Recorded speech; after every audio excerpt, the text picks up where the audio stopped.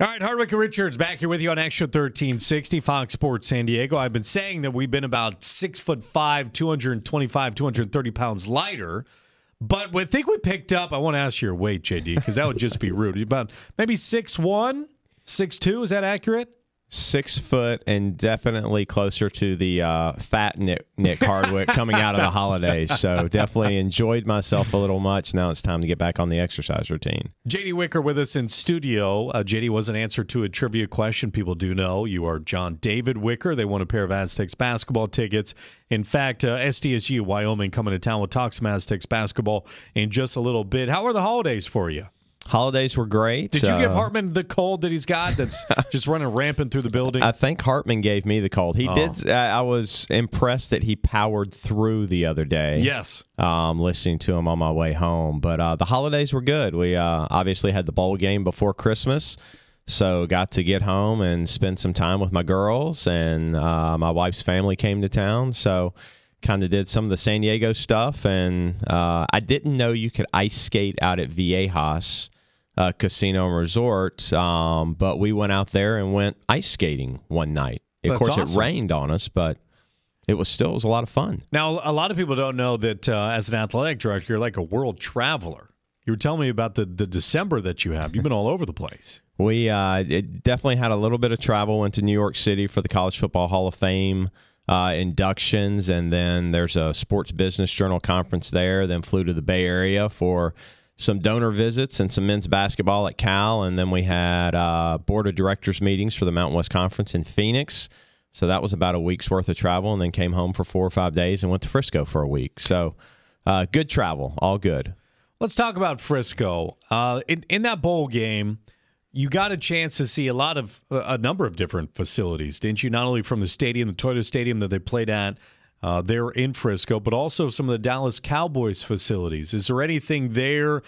Because I'm sure every stadium you're around now, you may be looking at the potential for San Diego State moving forward. Is there any connection you made between something you saw there with something you'd like to see here? Well, number one, Frisco is amazing. The way it's growing, the way they've embraced sports as a whole. The Cowboys are there. The Dallas Stars are there. There's an NBA G League team there. The PGA is about to move their headquarters there. So it's been impressive how Frisco has embraced sports. Toyota Stadium, where Dallas FC, the MLS team, plays, and then the bowl game is located. It was good to see a game on a pure soccer field, something that we would look at that's a field that's big enough that we would play international soccer but play college football on as well. And, it was an intimate venue. So it was nice to see some of the things there. And then the Star, which is Jerry Jones' development where Cowboys headquarters is now, one is amazing, what they've built there, but they've got mixed-use retail, restaurants. They've got a 12,000-seat indoor stadium that's the Cowboys indoor practice facility, as well as a place for Frisco high school teams to play football, lacrosse, soccer as well. There's a hotel. They've got a nice area that there's a miniature-sized Cowboys football field with a very large video screen. They did, a number of events there while we were in Frisco at the bowl game. So a lot of elements that you could see there that you could take to what we're going to do in Mission Valley around the stadium and the mixed-use development. Can you give us an update on where you are in Mission Valley and the land itself?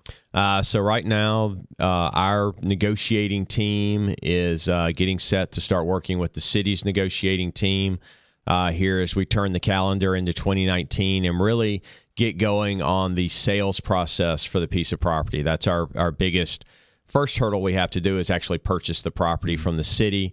At the same time, we're working on our environmental impact report. We'll be coming out with some dates shortly for public meetings. As we've said all along, this is going to be a very transparent process, and we want the general public to be involved.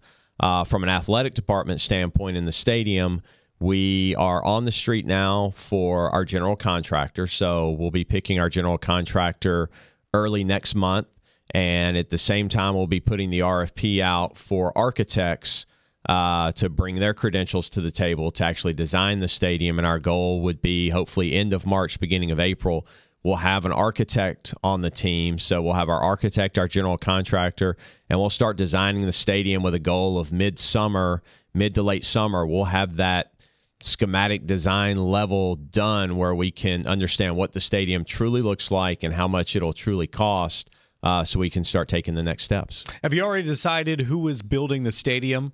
No. So the general contractor, the person that will actually, put the shovel in the ground and come out of the ground with the stadium, will have that selection done early February. Gotcha. And then the person that's going to design it, Populous did the conceptual design.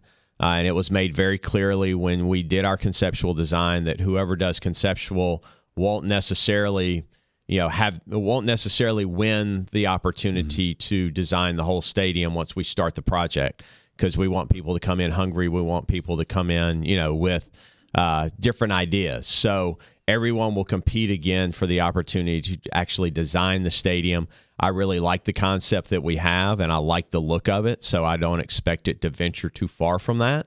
But we'll pick an architect, and then, sometime in mid-April, we'll be off and running on the design of the stadium and getting ready to, hopefully put a shovel in the ground the first quarter of 2020. San Diego State Athletic Director J.D. Wicker with us in studio on Xtra 1360 Fox Sports San Diego. J.D., for Aztec sports fans, what should they be looking forward to coming up in spring for San Diego State? We're excited. Obviously, we're in full swing with basketball. The women play this weekend. They've got Boise State at home. The men are obviously on the road at Boise State, so excited to get conference play going. And I expect us to continue to, with both of those teams, to continue to get better. Both teams are fairly young, so it'll be interesting to see them make it through the conference season as we get towards March, and know that March is going to be very important for both teams as we look at the tournament. So have high hopes there. Baseball team coming off another Mountain West Conference championship. You went to Corvallis with them last year, so we're looking forward to another a great 2019 for the baseball team. Softball to bounce back and get back to where they were. I think they've missed the tournament the last 2 years, but prior to that, something like 7 straight years in a row. Felt like we should have made it 2 seasons ago. Men's golf has been to the tournament 20 straight years. So look forward to Ryan Donovan leading that team. Leslie Spalding and the women's golf team last year almost made the finals for the NCAA, so look forward to them continuing. And then our track team continues to win championships, so we'll look forward to that as well. So it should be a good competitive spring, and look forward to some championships. Do you think that we're getting closer to a group of 5 having a real chance to get into some sort of a playoffs to play for a national championship as an expansion to 8 teams? Do you think we're getting there? I think we're definitely moving towards 8 teams. It was one of those things that when they first came out and said, okay, there's 5 Power 5 conferences and there's only 4 slots, you just needed the right conferences to get left out. And the Big Ten getting left out 2 years in a row with Jim Delaney, that's a big deal. That doesn't sit well with them. So I think that may have been, probably the biggest piece. But it makes sense to have 8 teams, and you take the 5 conference champions, and then you take a group of 5 team, and then potentially Notre Dame sitting out there this year. They would have been in. So there's 7. So there's really only 1 at-large team that they would have been looking at this year.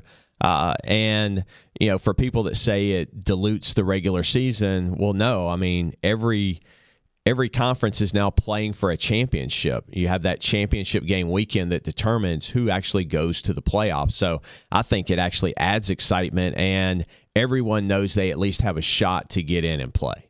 Finally, could we be watching San Diego State sports in the near future on a non-traditional outlet? I think anything is open at this point. We'll start our negotiations later this spring, and we'll see where it goes. I'll be up in the Bay Area this weekend for the national championship game.